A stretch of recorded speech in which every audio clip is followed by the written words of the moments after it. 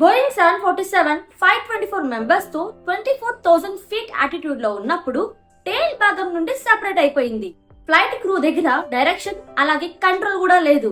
Crew members దగ్గర air లేదు, అలాగే ఎయిర్ ప్రెషర్ కూడా లేదు. క్యాబిన్ లో ఎయిర్ ప్రెషర్ లేదు, అలాగే ఆక్సిజన్ కూడా లేదు. కానీ నెక్స్ట్ 45 మినిట్స్ ఫ్లైట్ ని ఎయిర్ లో ఎలా ఉంచగలిగారు? ఇది ఒక human courage.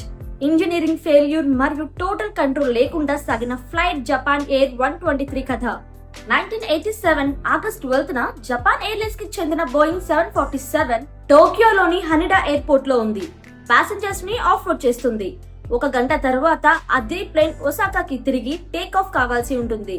Tokyo to Osaka daily చాలా మంది ప్రయాణిస్తారు. కానీ ఆ రోజు ఓపెన్ హాలిడే సీజన్ వల్ల క్రౌడ్ ఎక్కువగా ఉంది. ప్లేన్ క్లీన్ చేసిన తర్వాత జపాన్ ఎయిర్ 123 లో 509 ప్యాసింజర్స్ మరియు 15 క్రూ మెంబర్స్ బోర్డ్ అయ్యారు.